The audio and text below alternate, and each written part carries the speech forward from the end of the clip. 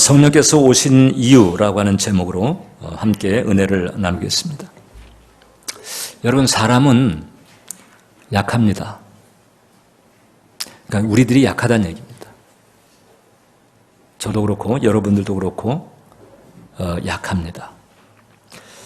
약한 게 왜 문제인고 하니, 이제 약하다 보니까 죄를 짓게 됩니다. 하나님의 길에서 벗어나게 됩니다. 또 약하다 보니까 나쁜 선택을 하게 됩니다. 그래서 결국은 그 하나님의 법에서 떠난, 결과적으로는 하나님의 법에서 떠난 일들을 저지르게 되고 그 일들로 말미암아서 고통을 받게 되는 것입니다. 오늘날 우리가 사는 이 세상에, 그리고 우리 인생에 크든 작든 고통들이 존재하는 것은 그 근원이 약한 까닭에 하나님의 길에서 벗어난 데 있다라고 하는 거죠. 특히 이제 우리들은 본성에 쉽게 휘둘립니다. 본성. 이성이 있고 본성이 있는데, 자, 이성이나 지성, 이 본성을 이기지 못하는 게 우리입니다. 그래서 아는데도 아는 대로 하지 못하는 게 우리들인 거예요. 수많은 교도소들의 존재가 바로 그 증거입니다. 이성대로 했다면 교도소 갈 일들이 없겠죠. 근데 그게 아닌 거예요. 성경에도 보면 이런 그 이중적 연약함에 대해서 바울이 탄식한 적이 있습니다. 로마서 7장을 보면 내가 원하는 바 선은 행하지 아니하고 도리어 원하지 않은 바 악을 행하는도다. 선도 알아요.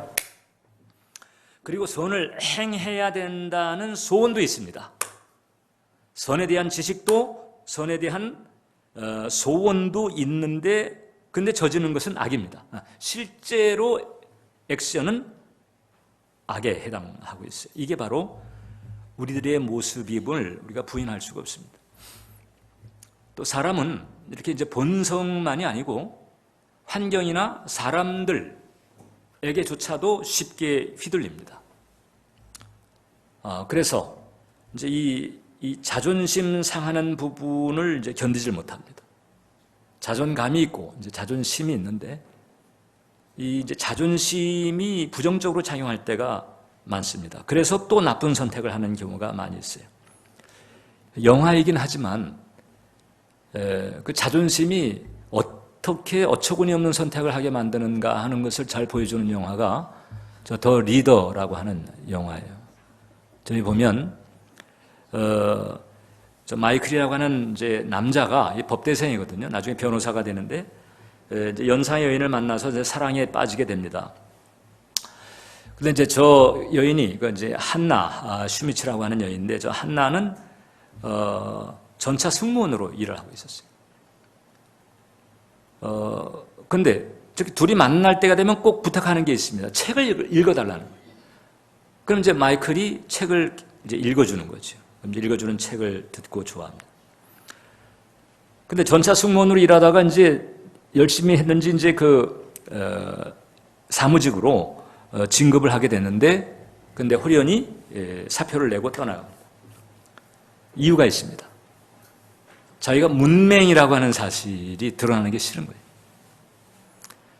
생활 여건이 더 좋아지는데도 문맹이라고 하는 사실이 드러날까 봐 그냥 사표를 내고 떠나는 거예요. 일종의 수치심인 거죠. 그리고는 이제 유대인 수용소에서 교도관으로 일하게 되는데, 나중에 2차 대전이 끝나고 재판을 받는 과정에서 다른 교도관들이 그 모든 혐의를 이 한나에게 뒤집어 씌웁니다. 한나가 지시하고, 한나가 명령을 내렸고, 한나가 거기에 사인을 해가지고 우리는 거기에 따랐다. 다 뒤집어 씌우는 이런 상황이 되는 거죠. 그러니까 법관이, 판사가 이제 한번 글씨를 한번 써보라. 과연 글씨하고 맞는지. 근데 글씨를 쓸 수가 없는 거죠. 그러니까 아예 내가 저질렀다. 수치심으로 고통받는 것보다는 차라리 그냥 억울하더라도 죄를 다 뒤집어 쓰겠다 이렇게 가는 거죠. 그리고 이제 교도소에 수감이 됩니다. 남들이 나를 어떻게 볼까 여기에 자꾸 휘둘리는 거죠. 그래서 자꾸 나쁜 선택을 하게 되는 거예요. 조금 이제 쉽게 표현하면 쪽팔리는 게 싫어서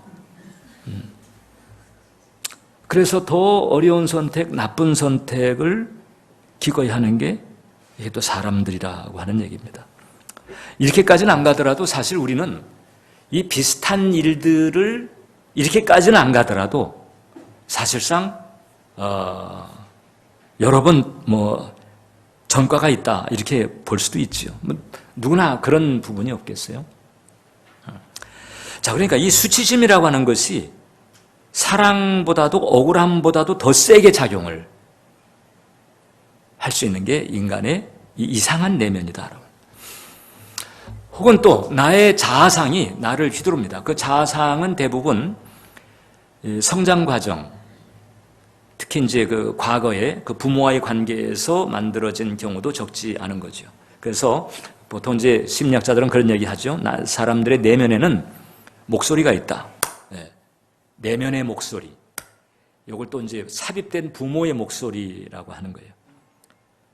특히 대부분 이제 부정적인데 예를 들어서 이제 부모가 계속 부정적으로 막 쥐어박는 거죠. 네가 제대로 하는 게 뭐냐? 너 할 줄 아는 게 뭐야? 이런 한심한 놈, 멍청이. 이제 이런 표현들을 그 어릴 때, 그 감수성이 예민한 그 어린 시절에 계속 드러나 버리게 되면 이제 그 틀에서 자기의 정체성이 딱 이제 정해진다는 거잖아요. 그래가지고 어렸을 때 계속된 그 부모의 몇 마디 그 표현 때문에 평생을 그늘진 채 열등한 인생을 살아가는 이런 사람들도 적지가 않습니다. 사람이 참 연약한 거예요. 말 몇 마디 때문에 그냥 부정적인 자아상으로 평생 제대로 한번 깊혀보지 못하고 깊일 생각도 못합니다. 왜? 나는 멍청이니까. 이런 식의 상황. 그냥 참 사람이 이게 정말 연약한 거예요. 연약한 거예요. 그런데 감사한 것은 이 연약한 우리를 연약하게 하는 모든 것으로부터 건져주시기 위해서 예수님께서 오셨습니다. 예수님께서 오셔서 십자가에 달려 돌아가셨는데 물론 우리가 지은 죄의 그 대가를 대신 걸머지는 그 대속의 은혜도 있지만 결국은 그 십자가의 그 구속의 은혜라고 하는 패키지를 통해서 우리들로 하여금 이 죄나 혹은 무기력함 같은 이 모든 연약함으로부터 우리를 건져내시기 위해서 예수님께서 오셔서 구속의 일을 이루신 줄 믿습니다. 그래서 예수님의 십자가는 저는 그렇게 비유를 합니다. 예수님의 십자가는 환승역이다. 노선을 갈아타는 환승역이에요. 이제까지 죄와 저주, 고통, 가난, 질고 그리고는 영벌, 종점이 영벌이잖아요. 이렇게 가는 노선에서 전에는 바꿔 탈 수 있는 기회조차 없었는데 이제 예수님의 십자가가 중간에 딱 칸이 세워져 가지고 그래서 거기서 내려서 갈아탈 수 있는, 그래서 용서와 사랑과 축복과 평안과 승리 그리고 종점은 천국, 이렇게 노선 자체가 이게 바뀌어지는 환승역인 줄 믿으시길 바랍니다. 십자가는 환승역이에요. 그 십자가를 바라보고 십자가를 붙들 때 내 인생이 저 십자가로 바뀌었다, 바뀔 수 있다, 이런 마음을 가져야 된단 말이죠. 십자가는 명백한 증거예요. 십자가는 명백하게 네 인생이 바뀔 수 있다. 죄와 무기력함, 연약함, 그 수렁에서 빠져나와서 얼마든지 새롭고 담대하고 강하고 또 힘있게 승리롭게 살아갈 수 있는 그런 인생으로 바뀔 수 있다라고 하는 명백한 증거가 십자가인 줄 믿습니다. 그래서 우리가 예수님께서 왜 십자가에 달렸는지, 그 십자가가 나에게 무엇을 주었는지 이것만 제대로 알아도 우리는 현재 우리 인생에서 출구를 찾을 수가 있어요. 그런데 그 십자가 사건이 2000년 전에 벌어졌다는 거잖아요. 2000년 전에. 그것도 저 멀리 중동 땅에서 이제 벌어진 일입니다. 그리고 무슨 우리 한민족도 아니고 2000년 전에 저 중동 땅에서 그리고 이스라엘 그 유대인으로서 그때 일어난 사건이죠. 그 부활하신 그 예수님, 죽으시고 부활하신 그 예수님 지금 우리 곁에 계시지 않습니다.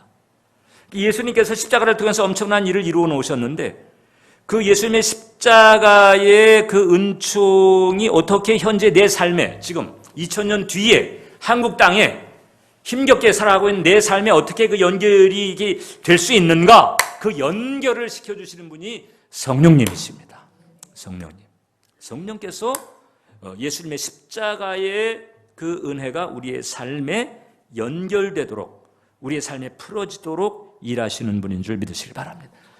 그래서 그 2000년 전에 그 십자가에 달리셨던 그분이 나의 구세주가 되게 하고 또 그 예수님의 그 구속의 은혜가 지금 내 삶에 현실적으로 풀어질 수 있도록 그리고 나의 인생의 종점이 지옥이 아니라 천국이 되도록 만드신 그분이 바로 성령님이신 거죠.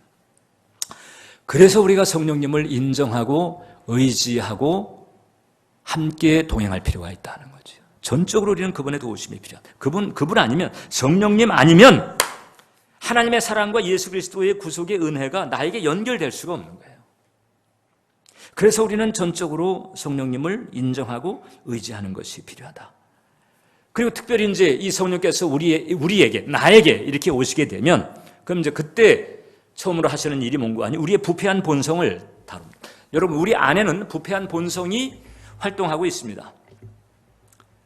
예수님 만나기 전에 출생 때서부터 우리는 하나님을 떠난 상태에서 태어나고 자라면서 이 부패한 본성을 가지고 힘겨운 삶을 살아왔던 거죠.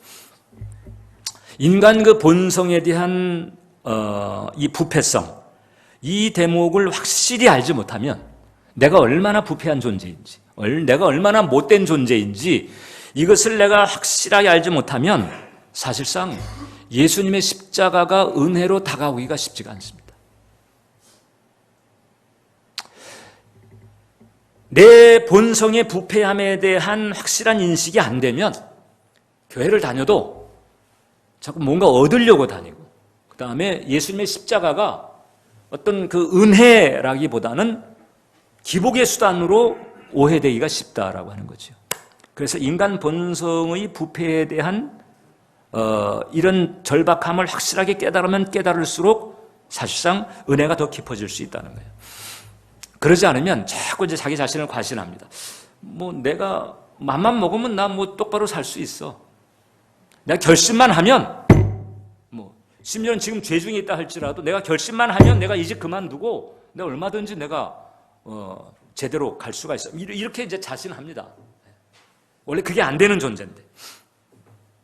그게 이제 한 개인만이 아니고 인류 전체가 그런 착각에 빠진 적이 있었어요. 언젠가 하니 이제 20세기 초 들어와 가지고 그때 이제 1920년대 30년대 그때 한참 이제 이 인류가 자신감이 가득했습니다. 이 이성과 지성의 힘으로 계몽하면서 이 인간 사회를 유토피아처럼 만들 수가 있다. 도덕성을 키우고 교육을 하고 그 다음에 또 학습을 하고 이렇게 하면서 우리가 가지고 있는 지성과 이성을 가지고 우리가 한번 좋은 사회를 잘 이뤄보자. 그렇게 자신감을 가지고 노력한 적이 있었습니다. 하나님을 굳이 하나님을 의지할 생각을 하지 않았습니다. 근데 그게 이제 박살이 난 게 1, 2차 세계대전이죠.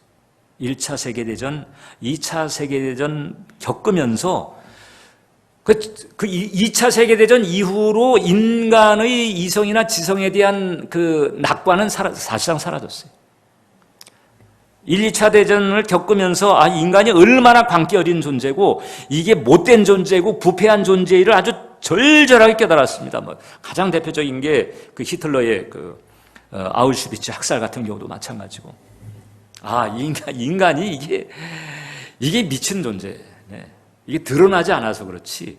일단 판이 깔려지니까 이게 광기 어리고 아주 부패한, 아주 잔인하고 이런 존재라고 하는 사실을 깨닫게 된 거죠.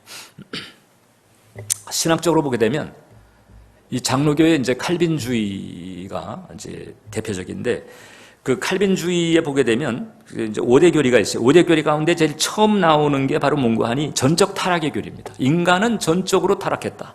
전 인격이 타락했다는 거예요. 인간의 본질이 부패했고 비정상적이고 죄악으로 가득하게 됐어요. 전적으로 타락한 상태. 예레미야 11장 9절이 이제 그 얘기를 합니다. 만물보다 거짓되고 심히 부패한 것은 마음이라 누가 능히 이를 알리요. 만물보다 거짓되고 심히 부패한 그런 마음을 가지고 있는 존재가 바로 우리들이라고 하는 거죠. 이 부패했기 때문에, 그래서 선을 알고 선을 행하기 원하는 소원이 있지만은 선에 대한 지식과 선에 대한 소원이 부패한 본성을 이기지 못하는 거예요. 결국은 그것 때문에 죄를 짓습니다. 나쁜 선택을 합니다. 그리고 그것 때문에 이제 고통이라고 하는 대가를 치러야 되죠. 우리나라에서도 법을 어기게 되면 법 어긴 데 대한 대가를 치러야 되잖아. 하나님 나라에서 하나님 나라의 법을 어기게 되면, 그러면 하나님 나라의 법을 어긴 데 대한 대가를 치르게 돼. 그 과정에서 이제 이 고통이라고 하는 것이 우리의 삶에 다가오는, 우리의 삶이 힘든 이유가 바로 거기 있는 거예요. 죄가 없던 그 에덴 동산에도 죄가 없었잖아요. 에덴 동산에 원래 죄가 없었는데 사탄이 다가와서 유혹을 하니까 그냥 덜커덕하고 넘어져가지고 죄를 져버리고 엄청난 고통이 쓰나미처럼 다가왔다는 거잖아요. 자, 그러니 죄가 없던 에덴에서도 그냥 그렇게 엎어지는 일이 벌어지는데, 온통 지금 온 세상은 악한 잔에 처한 것이며 요한 1서가 말하고 있잖아요. 이 세상에서 이 세상 부패한 본성을 가지고 있는 우리가 여기서 제대로 살아가기가 이게 쉽지가 않은 겁니다. 쉽지가 않은 겁니다. 그래서 이 부패한 본성과 오염된 흐름을 거스를 능력이 없는 우리이기에 앞길이 사실 깜깜했는데, 이미 말씀드린 것처럼 감사하게도 예수님께서 오셔서 우리로 하여금 그 노선을 바꿔 탈 수 있는 기회를 열어두시고 이제 성령께서 우리에게 오셔서 우리의 속사람을 다루어 주시는 줄 믿습니다. 그래서 두 번째, 성령께서 오신 이유가 바로 거기 있는 거예요. 구약시대 보세요. 구약시대. 자, 하나님께서 계신데, 하나님께서 이제 그 지구라고 하는 행성에 있는 열방이 있단 말이에요. 열방. 많은 민족들이 있는데, 여기서 하나님께서 이제 당신을 계시하고 싶은 거예요. 그리고 구원받을 수 있는 길을 좀 열어야 되겠는데 이걸 어떻게 할까 생각하시다가 하나님께서 작정하신 방법이 뭔가 하니, 이 수많은 민족 가운데서 한 민족을 택하자. 그리고 그 민족에게 나를 계시하고 그 다음에 나의 기준에 대해서 알게 하자 작정하신 거죠. 그래서 택함 받은 민족이 이스라엘이고, 그 이스라엘에게 제시된 것이 바로 율법입니다. 그래서 이스라엘은 온 열방 가운데서 가장 먼저 하나님께 선택을 받고 그 다음에 하나님께로부터 율법을 받았어요. 율법. 그 율법이라고 하는 게 뭔가 하나님의 기준이죠. 하나님께서 뭘 좋아하는지, 하나님께서 뭘 싫어하는지, 이제 이런 기준들이 이제 율법에 있는 거죠. 그래가지고 하나님께서 이스라엘 백성들을 통해 가지고 당신을 계시하시고 당신의 기준이 이런 것임을 밝히시면서 율법의 깃발을 흔든 거예요. 그래서 깃발을 흔들면서 이제 이 깃발 있는 쪽으로 너희가 오게 되면 너희가 이제 구원을 받는 것이고, 그렇지 않으면 나에게선 떨어지는 것이다. 그래서 깃발을 흔들었어요. 흔들었는데도 이 이스라엘 백성들이 따라가지를 못하는 거예요. 선택을 받고 하나님과 하나님의 기준에 대해서 알 수 있는 은혜를 받았음에도 불구하고 그 부패한 본성 때문에 그 이 깃발을 보면서도 그 깃발 있는 데를 가지 못한 거죠. 그래서 결국은 이스라엘이 망하고 실패를 하게 되는 거예요. 우리 그리스도인들 마찬가지입니다. 저와 여러분들도 마찬가지인데, 십자가의 은혜로 구원을 받았죠. 좀 제대로 중생했다면 십자가의 대속의 은혜로 우리가 구원을 받아서 하나님의 자녀가 된 건데, 그래서 하나님께서 호적을 파는 일은 없을 겁니다. 제대로 중생한 사람은 하나님께서 호적을 파는 일은 안 해요. 그렇지만은 이 땅에서는 아주 힘겹게 살아갈 수 있다는 거죠. 하나님의 자녀라고 하는 명찰을 달고도 부패한 본성을 이기지 못해가지고 거기에 휘둘리면서 그냥 고민하면서 갈등하면서 혹은 그 잘못한 데 대한 대가를 치르면서 계속 그냥 엎어지듯이 그렇게 살아갈 수 있다는 거잖아요. 하나님 자녀라고 하는 명찰을 달면서도 어떨 때 부패한 본성을 극복하지 못할 때, 하나님의 자녀가 됐는데도 이 부패한 본성을 극복하지 못해서 힘든 시절을 보냈던 사람 중에 하나가 이제 어거스틴이라고 하는 사람이에요. 성 어거스틴. 초대 교부 중에 한 분이잖아요. 사실 기독교의 신학적 기초를 마련한 분이다, 이렇게 말할 수 있는데, 그분이 이제 젊었을 때 그 구도하는 마음을 가지고 여기저기를 두드리다가 결국은 기독교에 귀하게 됐고 하나님의 은혜를 알게 됐어요. 근데 이제 그 마음이 아직은 정리가 안 된 거예요. 그래서 이제 이런 고백을 한 적이 있습니다. 철딱선이 없고 젊은 이놈은 청년기로 접어들면서부터 당신께 순결을 빈다는 소리가, 순결을 주소서, 절제를 주소서, 그러나 지금은 마옵소서. 네, 지금은 이 죄가 주는 쾌락을 놓고 싶지 않다는 거예요. 순결해야 되고 절제해야 된다는 사실은 알아요. 또 그렇게 해도 되고 싶어요. 그런데 지금은 아니라는 거예요. 또 다른 고백이 있습니다. 오 주님, 나는 다른 사람의 쇠사슬이 아니라 바로 나 자신의 의지에 쇠사슬에 묶여 있었습니다. 원수가 내 의지를 지배하여 그것으로 쇠사슬을 만들었고 나는 그 쇠사슬에 묶여 있었습니다. 아까 말씀드린 것처럼 그 부모의 내면의 목소리, 사실 과거인데 현재 내게 영향을 주고 있어요. 다른 사람의 쇠사슬이 나를 묶고 있어요. 이것도 있고, 그 다음에 나 자신이 또 나 자신의 그 부패함 때문에 그래서 그 원수에 굴복하는 그런 쇠사슬이 또 내게 둘러 있습니다. 온갖 종류의 쇠사슬들이 내게 치렁치렁 있다, 이런 고백을 하는 것과 같은 거죠. 이게 하나님의 자녀가 됐는데도 이런 과정이 있는 거죠. 사실 당연합니다, 이런 과정은. 여러분, 우리가 이제 예수 믿고 하나님의 자녀가 되는 중생을 체험하잖아요. 그러면 신학적으로 혹은 또 영적으로는 어떤 일이 벌어지느냐, 확실하게 하나님께로부터 의인이라 인정을 딱 받습니다. 하나님께로부터 좀 더 정확하게 말하자면 완전한 의인이라고 딱 인정을 받는 일이 벌어집니다. 아니 내가요? 네, 그래요. 네. 그걸 우리는 칭의라고 그래요. 칭의. 그것은 내가 뭘 잘해서가 아니고 순전히 예수님 때문에, 순전히 예수님 때문에 죄인인 이런 내가 하나님께 의롭다 인정함을 받는 이런 은총을 받게 되죠. 칭의. 근데 문제는 뭔가 하니, 이렇게 하나님께로부터 칭의라고 하는 은혜를 받음에도 불구하고 여전히 의롭다 인정을 받는 내 속에는 죄성이, 그 부패한 본성이 그대로 남아있다는 거예요. 그래서 제가 이게 이제 의문이 좀 된 거죠. 아니, 기왕 예수님의 십자가를 통해서 그 어마어마한 칭의라고 하는 그런 축복을 주실 바에는 그럼 기왕의 죄성도 싹 뽑아내가지고 그냥 예수 믿은 그 다음 날로 그냥 천사처럼 변화가 돼가지고 성질 내는 일도 없고 죄 짓는 일도 없고 이렇게 좀 죄의식 가질 일도 없이 이렇게 좀 왜 죄성을 제거해 두시지 않고 왜 그대로 죄성을 남겨두셨나?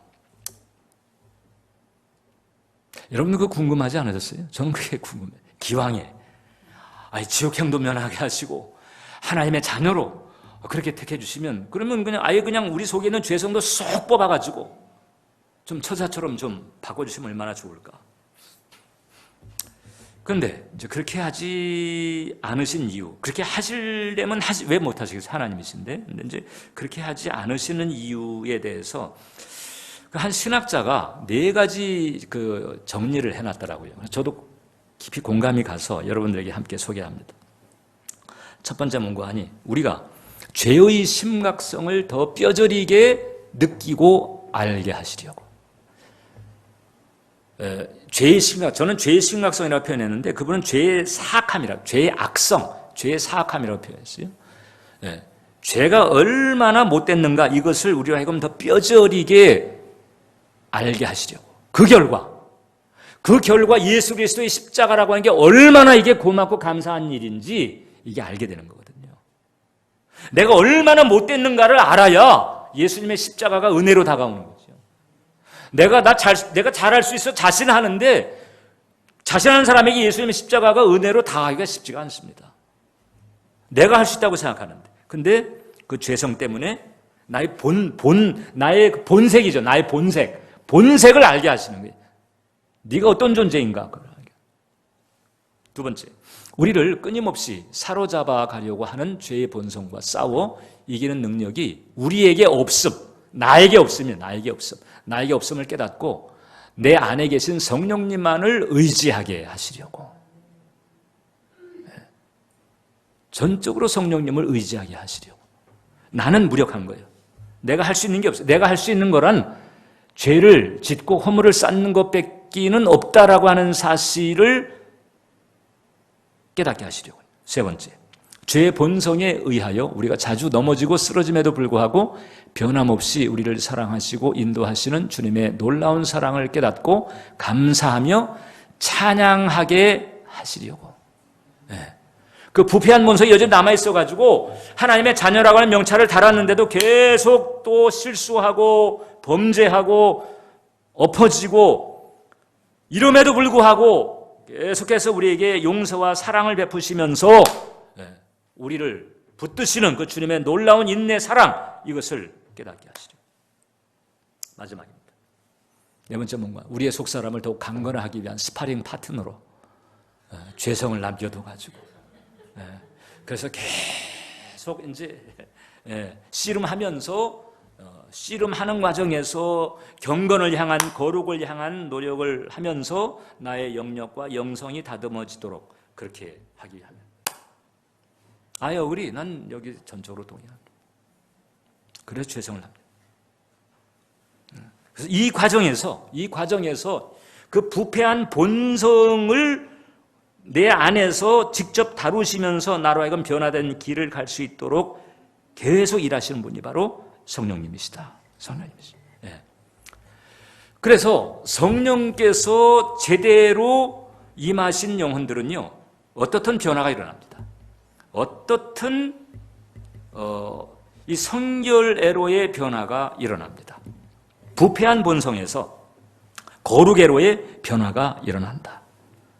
왜냐하면 하나님의 영이 우리 안에서 그 부패한 본성을 지금 이런 이유를 가지고 계속 다루시는 거죠. 일단 성령께서 다루시기로 작정했기 때문에 변화는 불가피합니다. 변화는 불가피. 그리고는 결국 이제 에스겔서 36장 27절에 있는 이 하나님의 말씀이 이루어지게 되는 거예요. 또 내 영을 너희 속에 두어 너희로 내 율례를 행하게 하리니 너희가 내 규례를 지켜 행할지라. 그러니까 이전에는 하나님의 율례와 규례를 지킨다, 이게 너무 부담스러운 일이에요.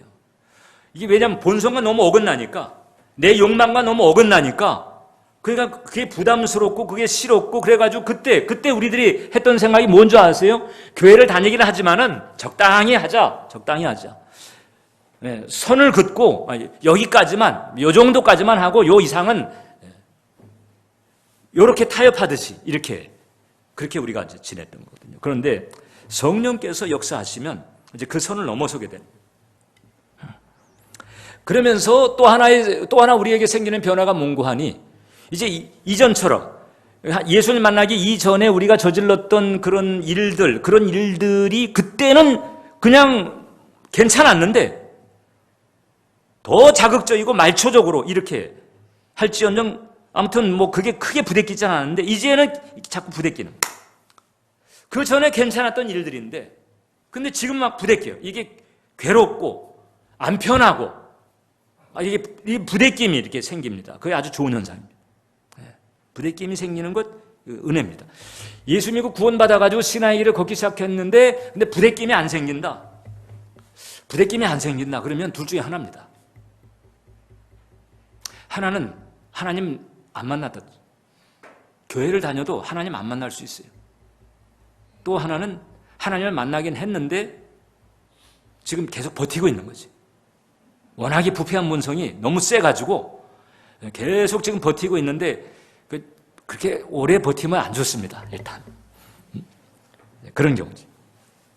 그래서 성령께서 임한 그 영혼은요, 이 죄와 관계된 것들이 이제 이게 부대낄 뿐만 아니라 갈수록 이게 싫어지게 되고 미워지게 되고, 그리고는 심지어는 어떤 경우는 욕지기까지 나온다는 경우가 있다는 거잖아요. 네, 욕지기. 31절을 보면, 그때 너희가 너희 악한 길과 너희 좋지 못한 행위를 기억하고 너희 모든 죄악과 가증한 일로 말미암아 스스로 밉게 보리라. 스스로 밉게 보는 변화가 생기는 거죠. 이전에는 이러지를 않았어요. 근데 지금은 스스로 이게 밉게 보여주는 거예요. 아, 내가 미쳤지. 내가 그때 어떻게 내가 그런 짓을 저질렀지. 그런 마음이 드는 거예요. 내가 미쳤지. 내가 환장을 했지. 이런 생각이 들게 되는 거죠. 누구 덕분에? 성령님 덕분에요. 성령님 덕분에. 성령님 아니면 그렇게 변화될 수가 없는 거예요. 그렇기 때문에 마지막으로 사랑하는 우리 성도 여러분, 우리는 성령님의 도우심을 전적으로 구하는 것이 필요하다. 성령님의 도우심을. 성령님은 우리를 도우러 오셨습니다. 예수 그리스도의 십자가의 그 은혜가 우리의 삶에 연결이 돼서 우리의 삶에 흐르도록 일하시는 분이죠. 그래서 그분은 우리 안에 계시면서 우리의 그 더럽고 부패한 본성을 계속 다루시면서, 그래서 그 더럽고 부패한 본성 때문에 결국 우리의 삶이 고달파진 거거든요. 우리의 삶을 고달프게 만들었던 그 원인을 계속 떼어내는 일을 하시는 거죠. 계속 떼어내는. 근데 그분이 그 일을 잘 하실 수 있도록 우리가 할 수 있는 게 바로 성령님을 인정하고 의지하는 거죠. 그 성령님께 도와달라고 하는 거예요. 그 성령님께 도와달라고 하는 거죠. 그래서 나의 주권을 그분에게 의탁하는 거죠. 그분에게. 아니, 목사님, 성령님만 찾다 보면 예수님 질투하지 않으실까요? 예수님 질투하지 않습니다. 그러면 삼위일체라서 우리 인간의 삼각관계는 질투하는데, 삼위일체 하나님은 질투가 없어요. 그래서 성령님만 찾아도 예수님 오케이입니다. 당신 찾는 걸로 다 그렇게 알아요. 물론 성령님은 제가 여러 번 말씀드렸죠. 유리창과 같다고 그랬습니다. 유리창. 저 사무실의 뒤에 유리창이 있잖아요. 유리창. 저 유리창이 존재하지만 유리창은 자신을 드러내지 않잖아요. 사람들이 그냥 유리창에만 막 집중하고 유리창 성분이 뭘까 좀 여기 집중하지 않잖아요. 유리창 보면서 저 안에 뭐가 있지, 혹은 저 밖에 뭐가 있지, 이걸 보는 것처럼 성령님은 유리창과 같이 존재하지만 그러나 우리로 하여금 하나님 아버지와 예수 그리스도를 보게 만드는 일을 하시는 거죠. 그럼에도 불구하고 그분은 제3위 하나님이시고 우리를 돕기 위해서 지금도 내 안에서, 여러분들 안에서 역사하시면서 우리를 변화시켜 나가시는 분이다. 그래서 우리가 그분을 인정하고 그분의 도움을 구하는 거예요. 그렇게 되면 하나님의 영, 그 성령께서 내 안에서 내가 그분을 인정하고 의지하는 그 신뢰를 바탕으로, 그 신뢰를 길로 삼아서 우리가 인정하고 의지하는 만큼 그분 오시는 거예요, 사실. 그게 우리가 알아야 될 거죠. 내가 그분을 인정하고 신뢰하고 도움을 구하는 그만큼 내 인생을 집으로 칠 때, 여러분, 내 인생을 집으로 칠 때, 내 인생이라고 하는 집에 방이 여러 개가 있잖아요.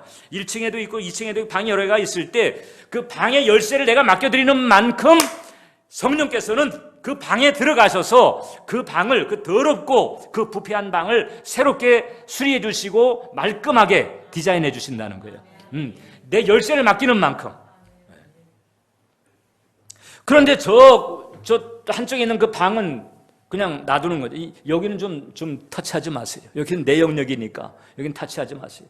여기는 그냥 죄송합니다만 온갖 파충류들이 막 기어다니는 것 같은 그런 상황인데 그 키를 안 내드리면 성령님도 키를 안 주니까 그럼 들어가지 않으세요. 성령님 비둘기 같으셔가지고 마귀는요 길을 안 줘도 그냥 막 밀치고 들어와가지고 침입해서 그냥 깽판을 놓잖아요. 근데 성령님은 비둘기 같으셔가지고 초청하지 않으면 그러면 그래 알았다 그러고. 그래서 우리가 전적으로 의지하고 신뢰하면 그러면 성령께서는 역사하십니다. 변화를 일으켜주십니다. 미국의 탐 스키너라고 하는 부흥사가 있었어요. 저 이제 흑인이면서 뉴욕 할렘가 그 유명한 환락가이면서 우범지대 있잖아요. 할렘가에서 이제 청소년 갱단 두목했던 캡틴했던 사람. 온갖 악한 짓들은 다 해본 사람이지. 어느 날 복음을 전해 듣고 예수님을 영접하게 됐어요. 복음을 듣고 예수님을 즉 중생을 하게 되니까 이제 성령께서 들어가신 거예요. 그 성령께서 탐 스키너의 영혼에 들어가서 자리 잡으시면서 성령께서 저 사람의 부패한 본성을 다루시기 시작하셨는데 그러면서 나타난 게 거룩한 변화였습니다. 그래서 깽일 하는 거 내려놓고 그리고 그 다음에 성품이 변화되고 라이프 스타일이 변화되고 그러니까 이제 이 소문이 났겠죠. 그러니까 그 같이 전에 나쁜 짓 했던 그 동료가 아니 진짜야? 이러면서 한번 길에 이제 기다리고 있다가 탐스크가 지나가니까 대짜고짜 그냥 얼굴을 그냥 올려친 겁니다. 그러니까 펑 맞고 나가 떨어졌어요. 예전 같으면 권총 꺼내가지고 너 죽고 나 살자 뭐 이렇게 할 사람인데 딱 일어나가지고 툭툭 털면서 하는 말이 친구요 그리스도의 사랑 때문에 내가 너를 용서한다. 그리고 가더라는 거죠. 예전에 우리나라 같으면 김익두 목사님 같은 그런 비슷한 스토리 그런 변화가 있어요. 제가 그 대종 목회할 때 그때 그 김종찬 씨 이제 지금은 김종찬 목사가 됐잖아요. 그때 이제 김종찬 전도사였을 때 한번 이제 초청을 해가지고 간증 집회를 한 적이 있어요. 전양반이 그 토요일은 밤이 좋다고 그렇게 노래를 부르는 통에 그 주일을 망치는 사람이잖아요. 네, 주일을. 그 주일에 얼마나 지장을 준 사람이에요, 저 사람이. 네.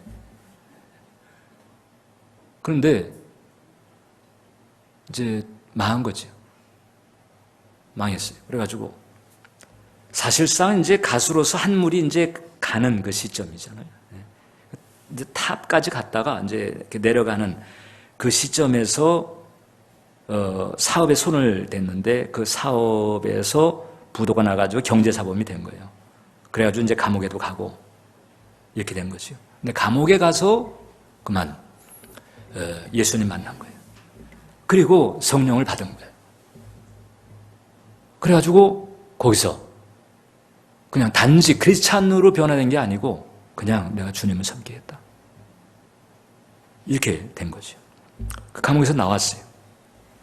자, 이제 계속 망해온 길이었잖아요. 그러니까 이제 돈이 없죠. 그 식구들 먹여 살리고 그래야 되는데 돈이 없어요. 감옥에서 나와가지고 이제는 이제 신학을 공부하면서 주의 종의 길을 가려고 하는 그 참인.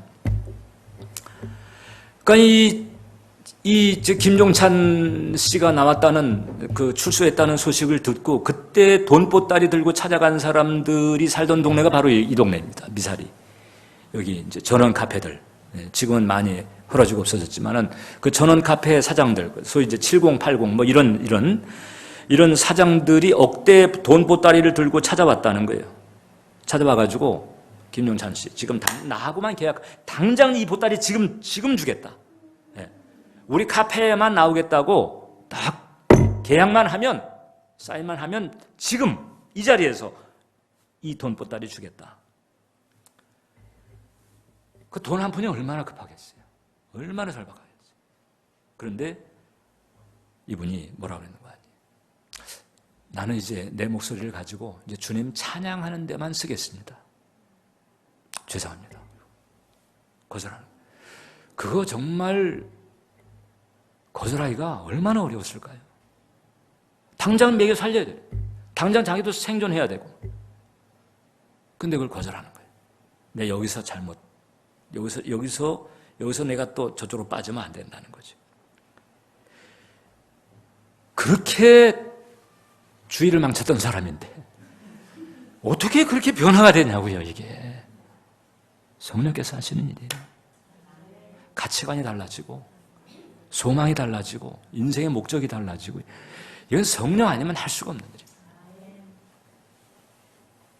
이런 변화가 우리에게도 얼마든지 일어날 수 있다는 거죠. 얼마든지 일어날 수 있고 새로운 삶을 살아갈 수 있는 변화. 이런 변화가 우리 가운데 있게 하려면 일단 첫 번째로 성령 받기를 갈망해야 됩니다. 성령 주시옵소서.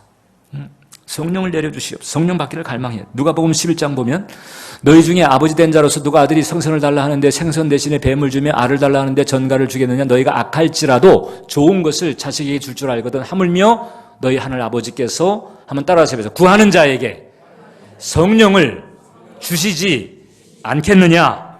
구하면 성령을 준다는 거예요.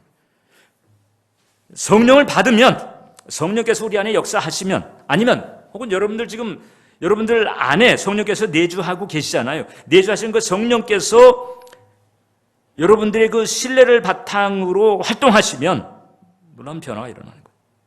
두 번째, 나머지 인생길을 그분과 함께 가기로 작정을 해야 합니다. 왜냐하면 성령께서 하나님의 사랑과 예수 그리스도의 은혜를 우리에게 알게 하시고 그 은혜를 누리게 하시는 분이거든요. 그러니까 이분하고 평생 같이 가기로 작정을 하면서 그분께 내 인생의 열쇠를 맡기는 거죠. 내 인생의 열쇠를 맡기는 거죠. 그런 삶이 필요합니다. 내 인생이라고 하는 집에 방방마다 있는 방방의 열쇠를 다 맡기는 것이 필요합니다. 강원도 태백에 그 예수원 있잖아요. 그 예수원을 설립하신 그 대천덕 신부님의 그 할아버지가 아레이 토레이 목사님이라고, 이제 미국과 영국의 부흥운동을 일으켰던 이런 분입니다. 이분이 이제 그런 마음을 가지고 늘 살았단 말이죠. 어떤 마음이냐? 나는 아침에 일어나면 성령 충만을 위해서 기도한다. 왜냐하면 성령 충만하지 않을 때 오늘 하루 나는 너무나 쉽게 흔들릴 수 있는 사람이기 때문이다. 우리 문제는 뭔지 알죠? 대부분 열불 날 때 결정을 해버려요.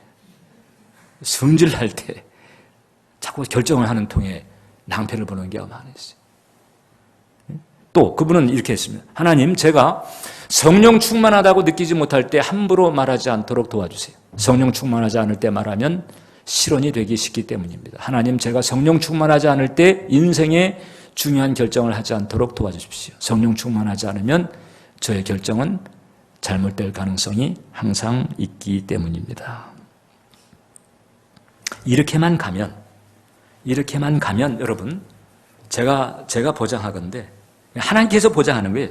평안하고 행복하고 값지고 보람된 인생을 살 수가 있다. 할렐루야. 평안하고 행복하고 값지고 보람된 인생을 살 수가 있다. 하나님의 영이신 성령을 전적으로 의지하고 그분의 도움을 구할 때 그렇게 달라질 수가 있어요.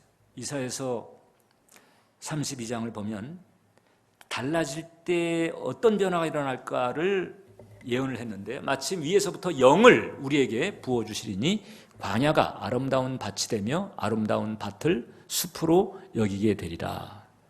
저와 여러분들은 위치가 지금 광야, 밭, 숲이 있잖아요. 지금 이 본문이 광야가 있고 밭이 있고 숲이 있어요. 저와 여러분들은 지금 이 셋 중 어디에 지금 위치하고 있어요? 어디에가? 광야에 있는 분도 있고 밭에 있는, 밭 수준에 있는 분도 있고 숲에 있는 분도 있고. 한번 생각해 보세요. 나는 지금 위치가 어딘가? 광야 쪽인가? 밭 쪽인가? 아니면 숲의 수준인가? 우리 은혜의 정원교회는 어떨까? 지금 이제 개척이 2년 차를 넘어가는 우리 은혜의 정원교회의 위치는 어떨까? 광야일까? 밭일까? 숲일까? 이걸 꼭 무슨 교세라든지 사이즈라든지 사람 수라든지 이런 것으로 보면 안 되는 거잖아요. 왜냐하면 사람 수가 많아도 성령을 전적으로 의지하지 않는 사람들이라면 없는 것과 마찬가지입니다. 지금 우리 교회는 어떨까? 또 나는 어떨까? 여러분, 얼마든지 평안하고 행복하고 값지고 보람된 인생을 살 수 있는 길이 있다. 성령의 도우심을 구할 때 성령을 붙들게 되시기를 주님의 이름으로 축원합니다. 살아계신 하나님 아버지, 오늘 우리로 하여금 성령께서 왜 오셨는지, 우리 안에서 어떤 일을 하시는지 깨우쳐 알게 하심을 감사합니다. 보혜사 성령님 도와주시옵소서. 우리 예배자들에게, 우리 교우들에게 임하여 주셔서 우리를 도와주시고 붙들어 주셔서 하나님의 은혜와 사랑으로 살게 해 주시옵소서. 예수님의 이름으로